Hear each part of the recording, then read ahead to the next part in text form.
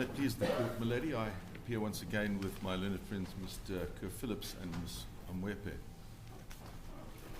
As a confidence, my lady, Mr. Afonso and I will still appear on behalf of the respondents. Thank you very much. Yes, I've had an opportunity to read the opposing affidavit. I don't see a replying affidavit. No replying affidavit, my lady, in all the circumstances. Yes. Nothing that needed a reply. Thank you. You may proceed. As your ladyship please. My lady, at the outset, might I hand up a set of submissions that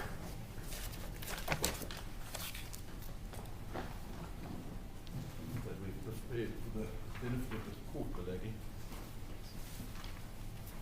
Yes. Lady, in this application, one sees that we focus, for present purposes, on the two primary aspects of relief that we seek, and that is pending the outcome of the main application. Your ladyship by now is aware the main application was served on the Friday morning at 6:30, but it didn't have the desired result that we would just await a court hearing the matter, and then, as we've dealt with in the papers, by the next day, 10 o'clock, we launched the urgent application, which is before your ladyship.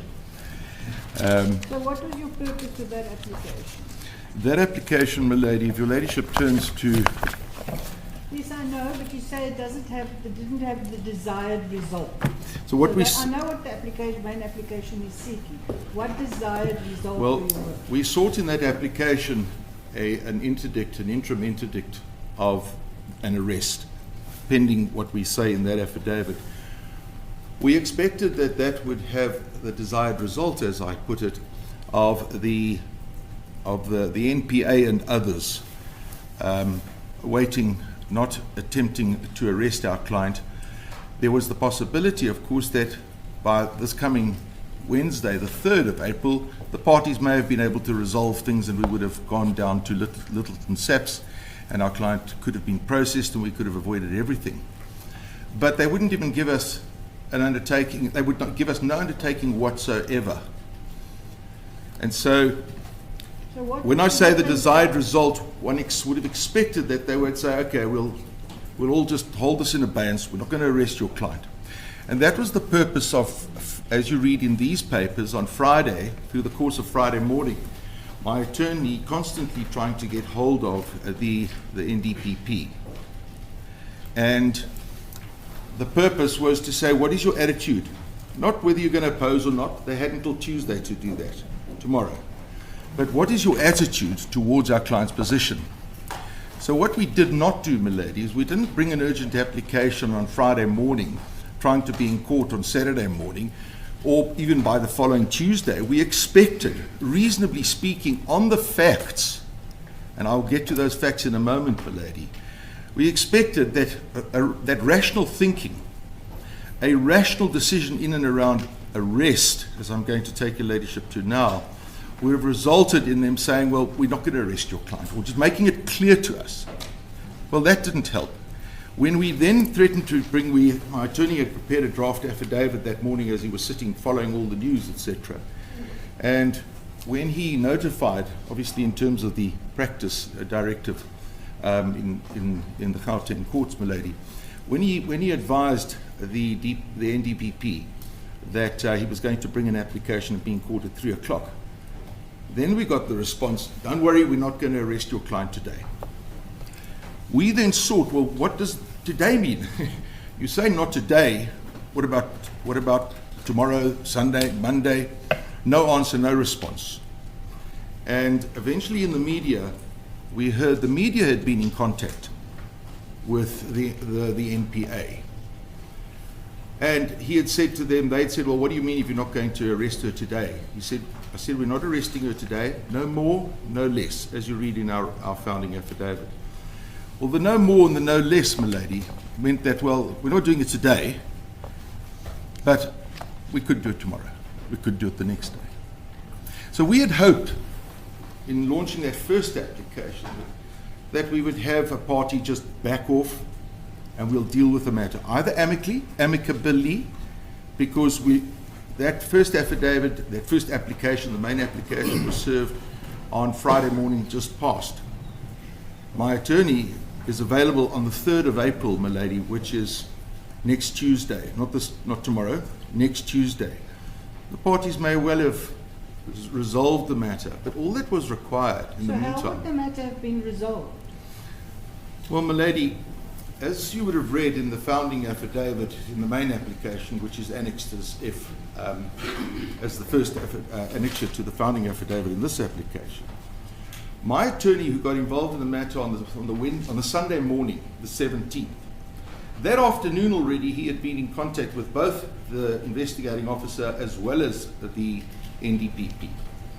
And he had made clear to them that he was stuck in a trial in Durban, and his first available date would be the 3rd of April, 2 weeks away. And he had motivated to them to say, look, you say they informed him they'd been investigated for 6 months. These are 5-year-old plus allegations. Just to wait another 2 weeks for his availability, and he would meet them at Littleton police station with his client. To do what? Whatever the police wanted to do. So They wanted to meet. arrest her then? Well, no, my lady, that would not be an arrest. They'd process her, give her the opportunity of being warned, and then they had indicated they'd like to take her down to court. They're not going to oppose bail. The matter be postponed. They arraign her. The matter gets postponed for the next 2 months odd to the High Court. So he made that clear then in his letter. And if your ladyship makes a note or turns with me. So would the solving of this problem have been, she now goes to the police station, you say she's not arrested, I don't know then what happens, but then she then goes to a magistrate and there's bail set. Is that what you're saying? That is what the investigating officer, Mr. Perumal. No, but I'm asking you, is that what you say the resolution of this matter would have been? Yes. Well, my lady, they wanted my attorney and his client, the initial discussions were to meet with them. We assume that's what meeting with it, and there were these undertakings, or the discussion was along the lines of meeting at Littleton police station to process her, however they need to process her. She doesn't have to make a warning statement, but they would have offered that. My attorney would have been there. She would have been arraigned all the time under the watchful eye of my attorney, so that she's not conscripted into giving some sort of evidence against herself. Now, that would have happened, as I say, on the 3rd of April. When we launched this application, to come back to your ladyship's question, when we launched the main application, we had hoped that by the time common sense prevailed, the parties would have resolved this. But we certainly did not expect that the NPA would persist in trying to arrest our client while that application was extant. Where have they persisted in arresting us? Well, it's What on the paper? 0276. And he talks about the conversations that took place the day before. Paragraph 3, my lady. Should I wait for your ladyship there? Thank you. 002-76.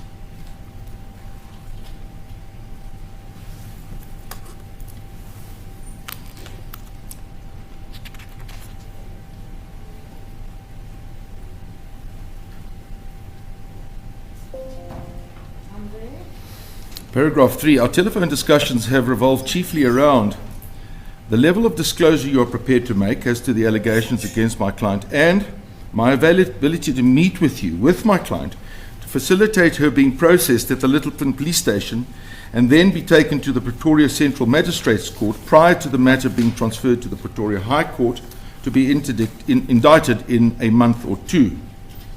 Paragraph 4 sets out his client's instructions and her intent of cooperating fully. That's what he's already done. He's said, 2 weeks' time, I'm available, my client is cooperating with you. Then it says in paragraph 6, the purpose of this letter is threefold. 1, over the page, at paragraph 6.1, to indicate my unavailability up to 3 April 2024. I am in a long trial in the Durban High Court until 28 March 2024, as well as a leave to appeal application in the same court. 3 April is the date I propose for meeting you with my client. The second purpose is to bring facts and information to your attention which are material to prospective decisions by the South African Police Services and National Prosecuting Authority, inter alia whether or not to arrest my client and whether or not to enroll the matter at court. So, my lady, if I can just stop at that juncture, arrest is not the mechanism that you use to get someone to court like the applicant. And these were the nature of submissions being made to them, that in making your decision on whether or not to arrest our client, you need to hear us on these things. Milady, might I at this juncture just advise, I will be arguing the urgency and the interdict of the matters. My learned friend, Mr. Kerr Phillips, milady, he will deal with arrest in particular, standing orders, and to the extent necessary, judicial peak. So that is how we will deal with the argument, milady.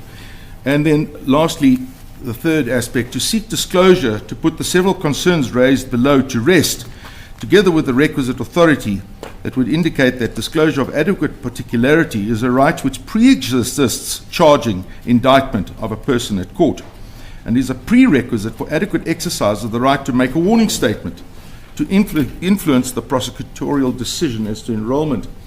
Now, my lady, that letter goes on to list a whole host of factors.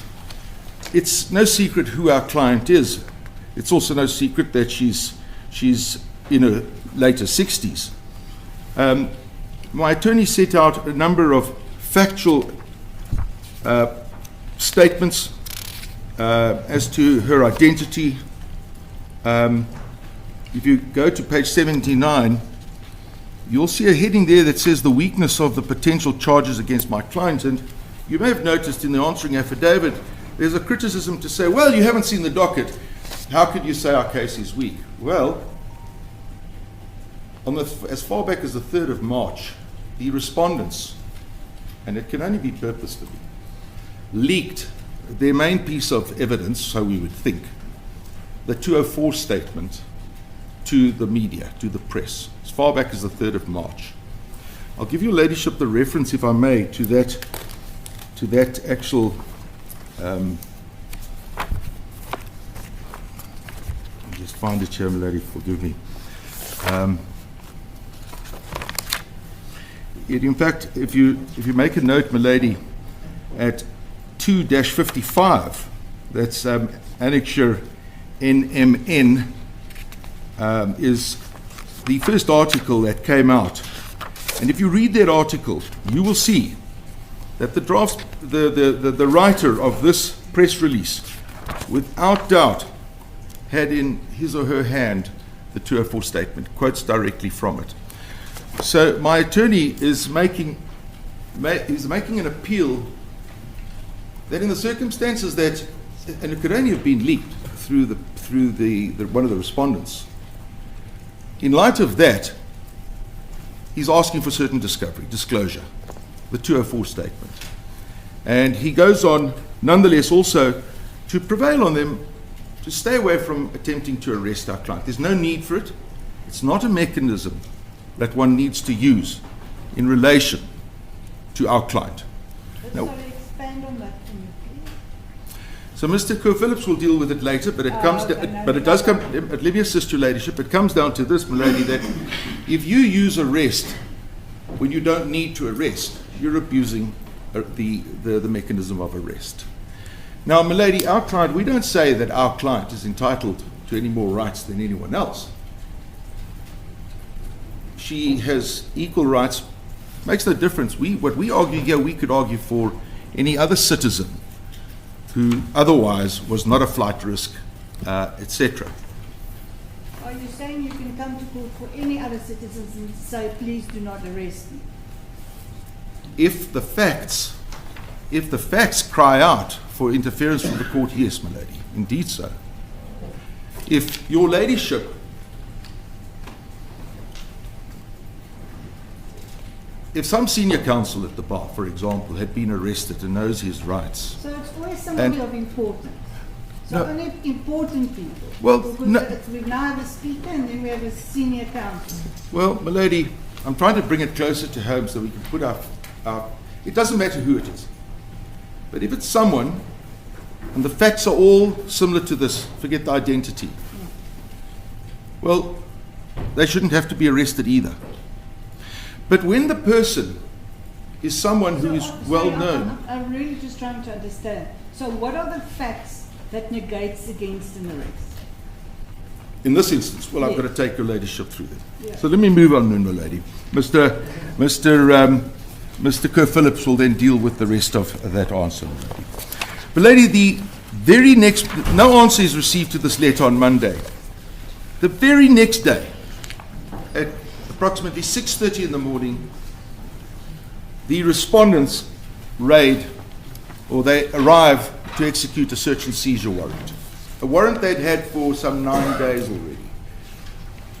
That's fine. You don't have to tell us all that you're doing. Of course, we learned from them in these papers that their investigations were completed a long time ago, prior to the 7th or the 8th of March. Because, in fact, even prior to that, because they communicated the decision to prosecute to our client, when she was still overseas. And that was around about the 7th or 8th. So they took it before then. They changed the date in their papers, nothing turns on it. So they had made a decision to prosecute, and they'd also made a decision to leak their evidence to the public or to the press, put it into the public domain. But they found a need to arrive at her home on Tuesday morning after the attorney they had been trying to get hold of, you'll recall reading, they telephoned her while she was overseas wanting to know her attorney's details. She didn't have an attorney then. She appointed one immediately when she got home, and my attorney was then thereafter acting for her. That afternoon, the Sunday, when he first consulted with her, he spoke with the NDPP and as well as the, which I'll just refer to as the DPP. He spoke to him, he spoke to the investigating officer, Mr. Perumal. He writes this letter. Well, the next morning they ran. But that they could do. But him and his client required just two things. Show us the necessary information so we can ensure that the warrant is lawful, the underlying affidavit, the list of items you're looking for, and wait for someone from my office to get there. They're the conversations. The minute when my attorney couldn't persuade, it was actually Mr. Belachan, Sergeant Belachan. When my attorney couldn't persuade Mr. Belachan to show these documents, reveal these documents to his client and then in turn to him, he said, well, then I may have to consider an urgent application. Immediately after that telephone conversation, Sergeant Belachan jumps into action and starts his search and seizure. Mr. Schmidt, sitting to my right, arrives sometime after, but he's presented a fait accompli. They say, well, he didn't just observe, he could have said things. Well, lady, one need only go to a scene where the South African police are in charge of that scene and they are searching. You don't have much opportunity to say anything. The horse is bolted, so to speak. Milady, there's no version on this, there's no proper version here, there's no proper dispute of fact. It's pretty much, it is common cause that they went in before my client could be represented by her attorney of choice. But there's no prayer that this be set aside. No, it's not. This is not the forum for that. But it is a common cause. It's a common cause factor. Milady, the point is that. Might I just take a sip of water, if I may?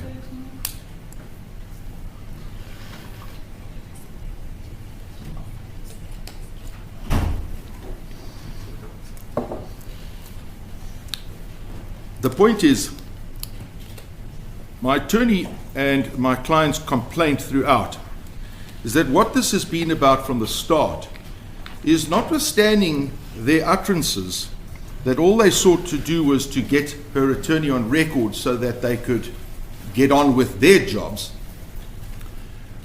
because that's what it seemed as if they were going to do. The minute my attorney said, well, I'm available on the 3rd of April, that wasn't good enough. And I'll take you to the letter now. They wanted her then to be there on the Wednesday or the Friday. So that's Wednesday the 19th, Wednesday the 20th, or else Friday the 23rd, I thought, 22nd. Now, and in fact, I'll take you to the letter now where they say this is not a negotiation. Now, if she's entitled, as she is, as a matter of law, to be represented by the attorney of her choice, then those were the facts that they were confronted with. They later say that he's causing delay. Milady, there's no case to accuse my attorney of having caused delay. Right up front, he committed himself to a date 2 weeks hence, in the circumstances of being committed to a trial in Durban, a well-known trial. And as I said, on the Tuesday, there is this raiding of her home. It's common cause. They did so without her attorney first arriving. So whether one can see that then as the first attempt at denuding the applicant of her rights to be at all times represented by the attorney of her choice. Now, that afternoon there was a letter written, the Tuesday afternoon. It did not deal with the lengthy letter of my attorney on the Monday. Now, that letter is found at page 97 in section 2, milady. That's the third annexure to the main application.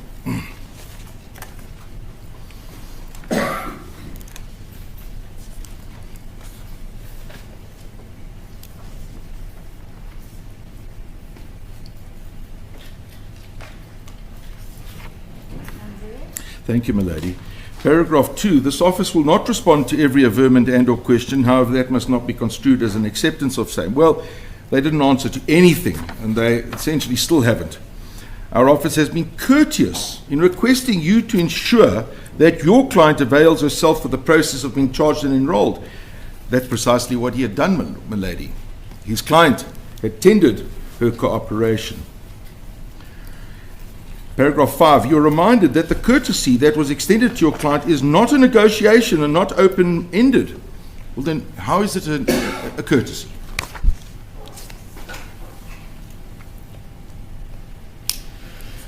Then at paragraph 7, the said officers informed me that your client was cooperative, which she had always attended, and that she indicated her willingness to meet with the investigating officer on Wednesday, the 20th, at Littleton Police Station, to be charged and then immediately taken to court for enrollment. Well, milady, this issue is raised on the papers and it's disputed. Well,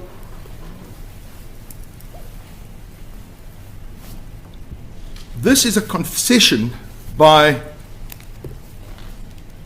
Mr. Manyati, the DPP, that he'd been told that her arraignment or her processing had been discussed with her, not with Mr. Schmidt and not with my attorney, Mr. May.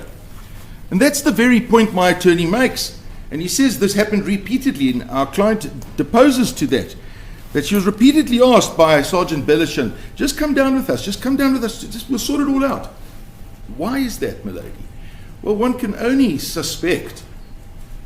reasonably suspect, that they want to get her aside without her attorney. They don't really want Mr. May with her.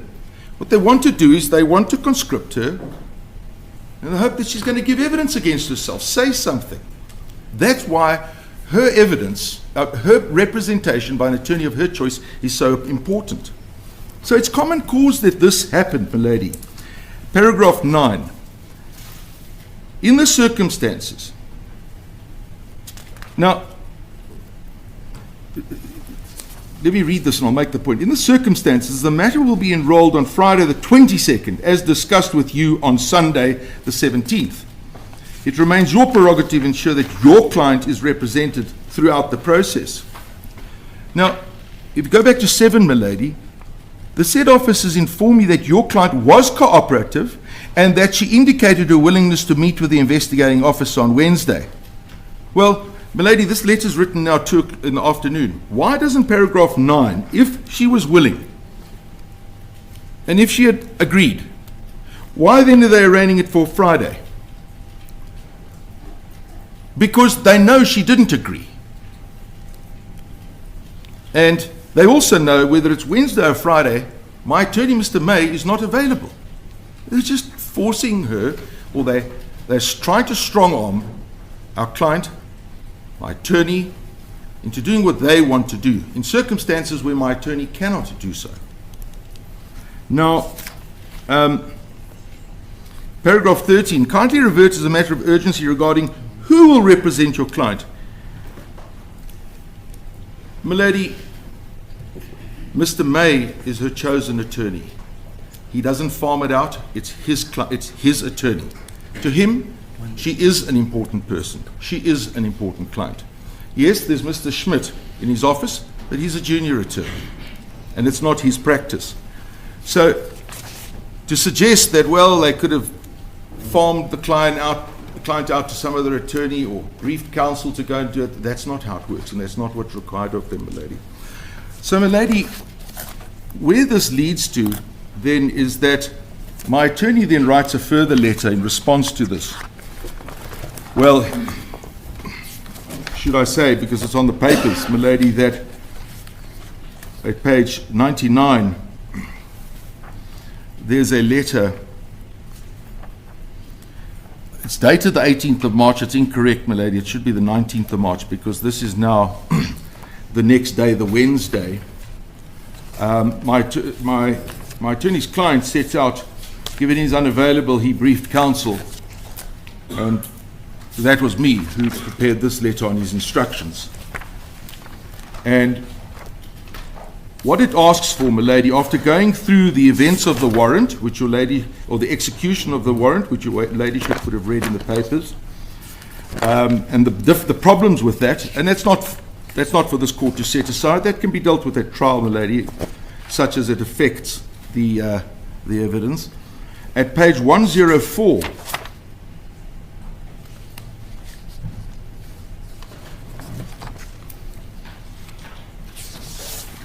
and if your ladyship just bears with him, I may have.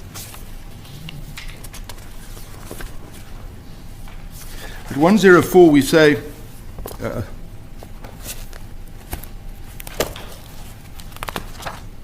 my lady, could I bother your ladyship to go back to page 98?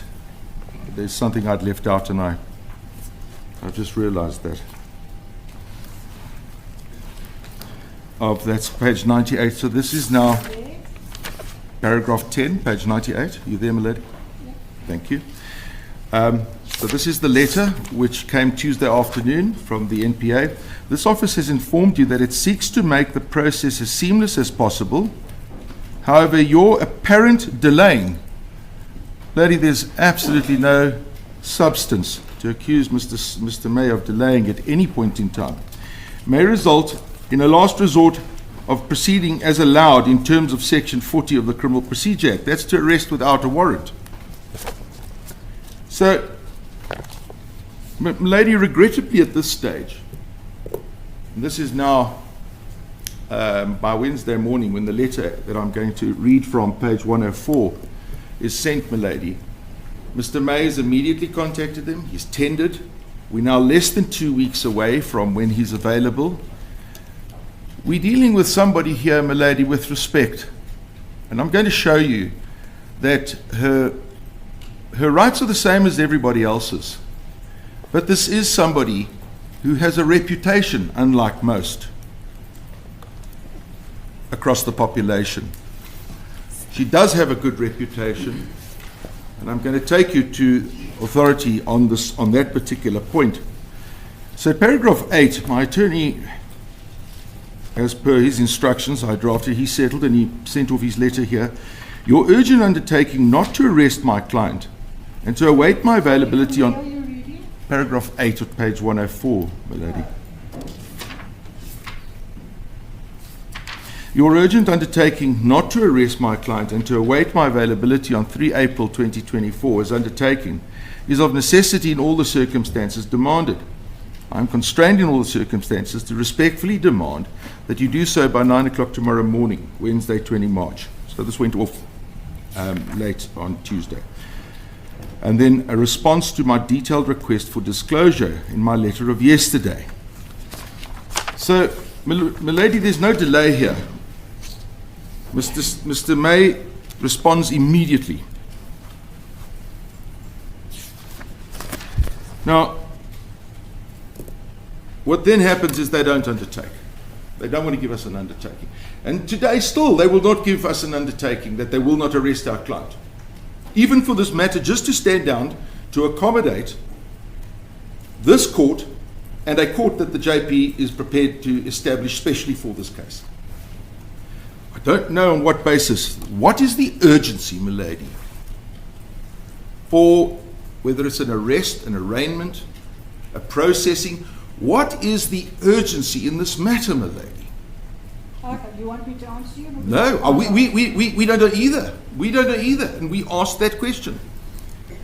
So, milady, there must be some urgency, but they won't tell us what it is.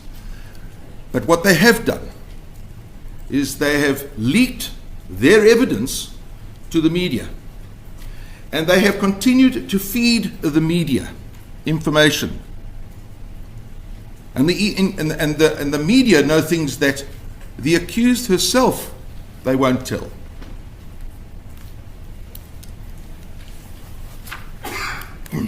And that is relevant. I understand the misgiving, but that is relevant in what sense to what you're asking? Well, it's relevant in two respects. The first is insofar as we ask for disclosure in all these circumstances, they have no basis on which to complain, as in other cases they could complain that there would be prejudice to them. Their investigations at Common Cause are complete since the beginning of March sometime.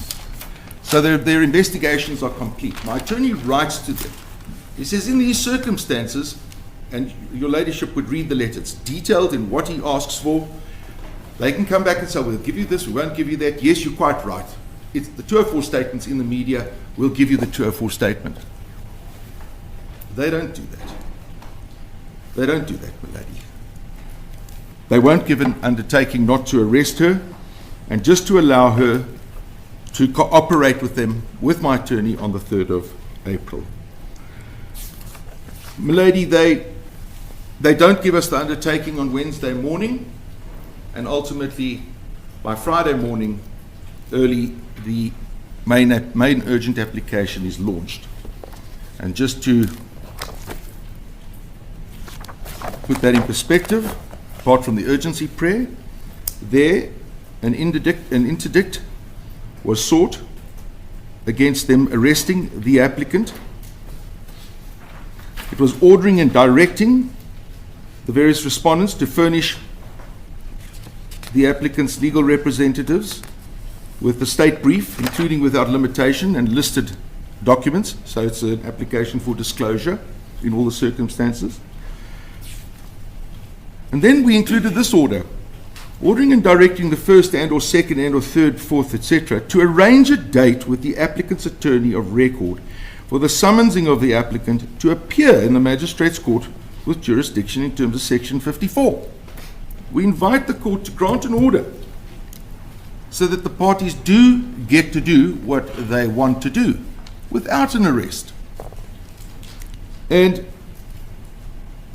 of course, milady, this application, the main application, is brought for a hearing on the 9th of March.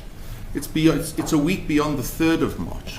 And I get back to one of the things we had hoped is, one, they wouldn't arrest. The 3rd would come and we'd actually resolve the whole thing and the rest would be history. We couldn't bring the application before the 3rd. I mean, that doesn't create urgency just because my attorneys agreed to do it on the 3rd. And then came the events of Friday morning I alluded to earlier, when there's a series, as you've read, eventually these conversations. My attorney warns to bring an application later Friday afternoon, and then this SMS comes, which says nothing, no more, no less. And that then obviously catapulted the application into this court. And I'll make submissions on that now in relation to the law, milady. So, milady, might I ask your ladyship to turn to our submissions? And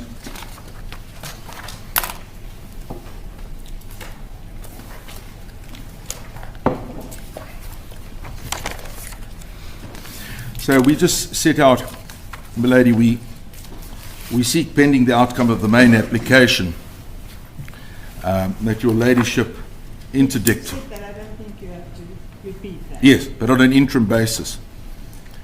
But paragraph 3, under urgency, milady, is a significant paragraph, because we say this: although the constitutional right to freedom of movement and the right to dignity does not oblige the respondents, should they decide to arrest the applicant in terms of section 40, i.e. without a warrant, to consider whether there are no less invasive methods to bring the applicant before court than by arresting her and thereby encroaching on her constitutional right, the discretion on whether to arrest the applicant must be exercised in good faith, rationally, and not arbitrarily. Milady, my learned friend Mr. Kerr Phillips is going to address you in relation to arrest, and more particularly on standing orders that the police are bound by. And milady, In the papers, yes, it is, milady. the standing orders. Yes, milady. Where? They are part of my attorney's first letter, which your ladyship finds at page 76. So they're just attached to the founding act. It's not covered in the founding. No, it's covered in the letter, and we make the point of saying that was an urgent application we brought. We don't labour the papers by just setting out things that are law, which fall to be argued as matters of law, milady. So they are dealt with in the papers. So if you go to page 76 of my attorney's letter,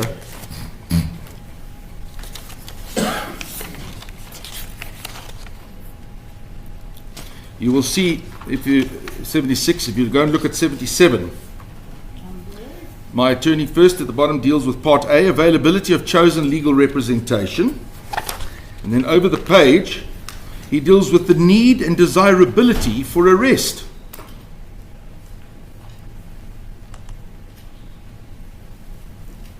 Personal details, deals with the weakness of her case. Remember, milady, the weakness of their case lies in what they've allowed to be published in the news.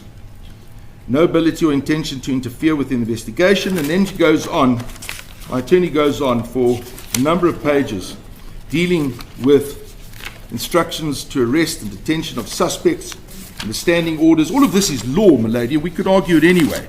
But the point is, we make the point that in the founding affidavit that Mr. May was making clear to them that he wasn't doing these things out of some sort of naivety or opportunism. He knows what he's talking about, and he sets it out accordingly. Of course, they took no cognizance of it at all, evidently. So, milady, Mr. Kerr Phillips will address you on that, and to the extent necessary, he will distinguish these facts in this situation from the one that arose in Karma. So we will get to answering that question for your ladyship. We have prepared on that. Milady, from paragraph 4, what your ladyship knows: our client doesn't represent a danger to society, is committed to defending herself and standing trial. She won't abscond, she won't harm herself, she's not in danger of being harmed by others, and she's keen to disprove these allegations against her. And here's the point in paragraph 5, that should a decision be taken to arrest the applicant, we submit, milady, such decision would be irrational and arbitrarily considered, and not with the good faith that is required of the respondents. And the respondents say they have not made a decision to arrest the applicant, However, milady, the facts say otherwise. The applicant need only show a reasonable apprehension of an action that will cause her harm. Why do we say that the facts say otherwise? You would have read in my learned friend's deponent's affidavit, answering affidavit, that they say this. They say that arrest was imminent from immediately after they took the decision to prosecute. That's their words, milady. Milady, we go through, and I'll just read through this quickly. Mr. Willis, I'm not going to be obstructive, but this is an urgent court, and as you know, this is my 7th application for today of the same amount. So I am going to place a restriction on the amount of time that you can speak. You've now spoken nearly 45 minutes. I'll give another half an hour. Very well, thank you, milady. Your ladyship just never said anything at the outset, so obviously I was under no obligation. No. But I'm satisfied. I'm trying to be fair and not to interrupt you as much. Thank you. But I just need to know that you then give your counsel enough. Yes, I'll do that and speed it up too, milady. So, milady, we just look at the following facts. We know the respondents have leaked the 204 statement, and that's by the 3rd of March, the latest, because that's when we've got the first article. I've just told you arrest was imminent from the time they took the decision to prosecute. We know that on their own version, investigation was complete. We know they were never going to... So is this reasons for why it's urgent? Because I see it's under the heading urgency. We put it under urgency, yes it is, but that's the factual matrix as well. But yes, the investigation was complete. They weren't going to object to bail. They've never regarded our client as a flight risk.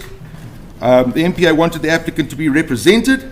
However, it did not want to agree to wait for Mr. May's availability on the 3rd of April. Makes no sense, my lady.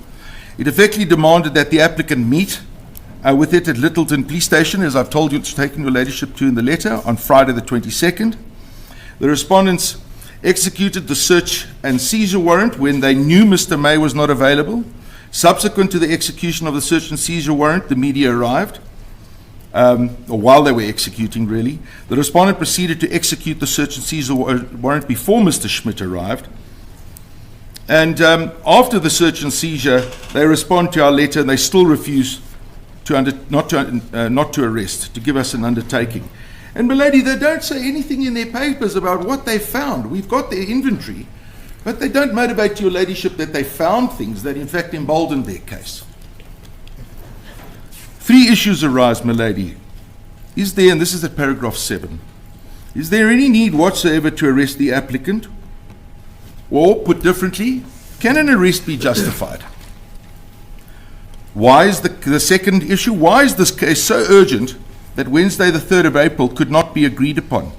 There's no version on that, my lady. You will not find a version in that affidavit. And the third issue, does the applicant have reasonable cause to believe that her arrest is imminent, or the facts being made available to her, bearing in mind that the respondent chose to involve the media? If the applicant does, especially in the face of repeated refusal to give an undertaking, then her constitutional rights have become imperiled. So, my lady, we go on with urgency here, and I want to try and curtail this. But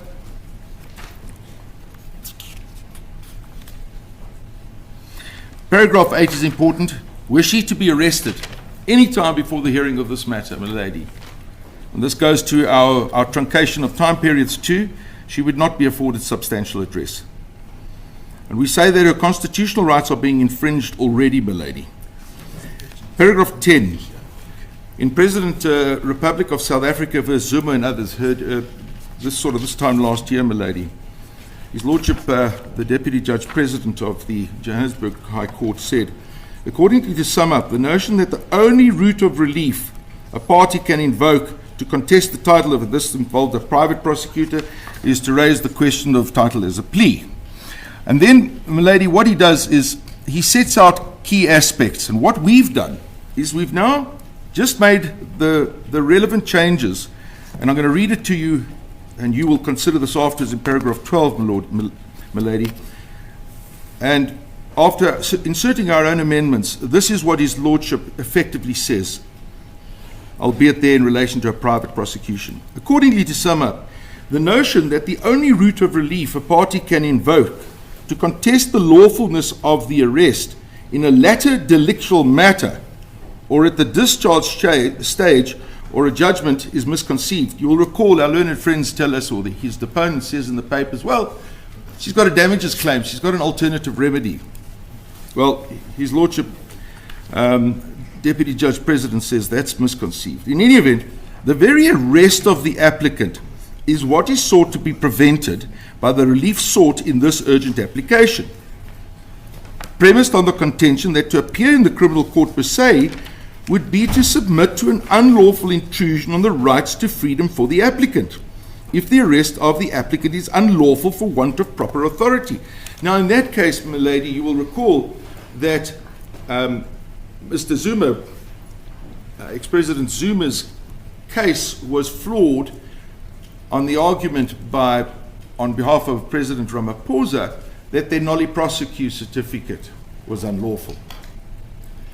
The only difference between that case and now, the same thing was said, in fact, regarding arrest. It was said, well, I'll get to it now. It's just a bit of inconvenience. It just has to go to court and then it'll be postponed. I'll read you what Judge Sutherland says now. But the only difference there is we are showing the court, on the basis of a reasonable apprehension, that they're acting unlawfully against our client. They're not following procedure. They're not acting in good faith. They're not complying with their own standing orders. And why should we have to wait for them to actually arrest us when our rights are already imperiled? Well, we show on a reasonable basis they're already imperiled. Your Ladyship's just granting interim relief. I'll get to the Webster-Mitchell test in a moment. So I read on, my lady.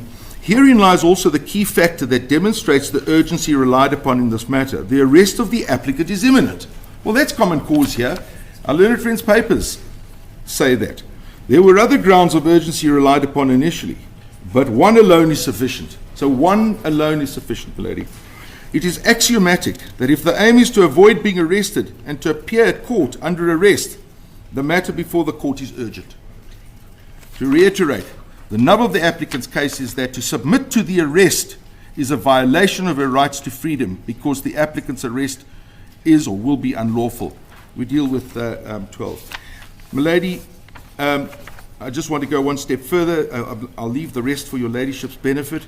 Over the page, paragraph 19, dealing with harm. In the matter of Masetla, who's President of the Republic of South Africa and another, this is Sachs J. in the Constitutional Court. People live not by bread alone. Indeed, in the case of career functionaries, reputation and bread are often inseparable. The Constitution presupposes that public power will be exercised in a manner that is not arbitrary and not unduly disrespectful of the dignity of those adversely affected by the exercise. And, my lady, there's just no explanation as to why somebody like the Speaker, who would otherwise have travelled to Switzerland on parliamentary business on Friday morning, something she had to cancel, you see that, my lady, why she's being treated in this fashion when there's no urgency to the state case. My lady, if I can turn to page 9, paragraph 24, the test, Webster-Mitchell. My lady, your Ladyship knows it well, but would you bear with me as I just articulate it here, or read how it's articulated. The proper approach is to take the facts set out by the applicants, together with any facts set out by the respondents, which the applicants cannot dispute. My lady, if you look at these papers, you read through them, there's a lot of repetitive material, my lady, but you will not see a proper factual dispute. Now, that doesn't matter because we're on our version. We're not on their version. This is not a motion proceeding for final relief. This is for interim relief. You take our case, you take any facts that we can't dispute. Lady, my submission is there are no facts on the NPA's papers that affect the probabilities established on our case.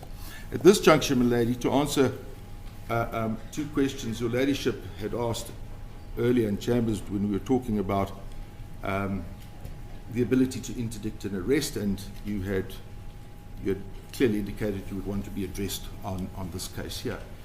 Well, my lady, that's exactly what happened in the Zuma case and the President.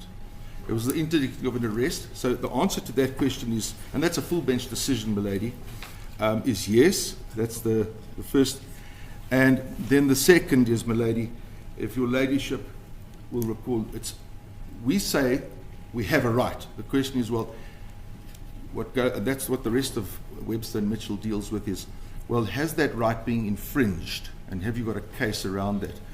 We say that's clearly the case here, my lady. And the threshold is not very high when you have a look at President RSA and Zuma. The mere prospect of being dragged into the dock under arrest when there's no need for arrest, that's exactly what the Zuma case speaks to in that instance. So, my lady, the next heading, we're just embellishing on threat of arrest. And if I can pick up Friday, this also still goes to urgency, but like I say, my lady, the factual matrix and urgency are all together. On Friday, the 22nd of March, the applicant's attorney on record, Mr. Pay, attempted to establish from various conversations with the respondent whether the respondents are inclined to arrest the applicant. A detailed description of the conversations between Mr. May and the respondent is found, and your ladyship preferred. Significantly, during the conversations between Mr. May and advocate... Said, Mr. Sorry? You've already said this over and over about... Yeah, no, I'm just... Not today, tomorrow. So I need you to move on. My lady, just so that you know where this goes, and then that's where you get the words, yes, we actually said very clearly, not today, nothing more, nothing less. And that is where the inference being that the above-mentioned message and the wording not today clearly leaves the door wide open for any day subsequent to Friday. And, my lady, even today, they won't give us an undertaking. My lady, we deal with the media leaks. They shouldn't be there. We deal with the apprehension of harm, my lady. I've already alluded to that, and the threshold is set out in paragraph 41, my lady. So, my lady, there are other issues which are disputed in the papers. There's the fact that we are certain that the state are in fact intercepting our discussions, telephonic discussions and consultations over telephone. We put up issues, now that's disputed, but that's our version. And what they do, my lady, is they don't put up a proper dispute of fact. One just needs to go back to Whiteman's case. Your ladyship knows that. So, my lady, however, even without those facts in the factual matrix, if you strip this thing down to the bare essentials around the NPA creating urgency out of arresting our client in all the circumstances I've described to you, my lady, you don't even have to have regard to all the rest of that. We say that bolsters our case. But, my lady, what we do say is that it is quite apparent that our client has a reasonable apprehension of being arrested in circumstances where she should not be arrested. Her right is her right not to have her dignity and her right to freedom, or Section 22, that being her right to her vocation as Speaker of Parliament. She has the right not to have that imperiled. Is it being imperiled? Absolutely it is, my lady. And the threshold test for these is not as high as what probably our learned friends would argue. And then, my lady, there's no other remedy in law for our client. Heard what His Lordship, Mr. Deputy Judge President Sutherland, says about their retort to that, which is damages. And lastly, my lady, balance of convenience clearly favours the applicant. There's just simply no prejudice whatsoever to the state. They put the Section 204 statement into the public domain. They have led the media by the nose in respect of whatever they're doing. And they've chosen. But even if they hadn't waived rights, and one doesn't need to argue a waiver, the fact is that their investigation is complete. There can be no prejudice to this awaiting an outcome. This matter awaiting an outcome on the 9th of March, my lady. My lady, I'll hand over to Mr. Kerr Phillips, and I suppose, my lady, the arguments which he puts up are technical as matters of law, and your ladyship would know a lot about these, and you may be inclined to ask him more questions rather than just simply listen to him. As your ladyship pleases.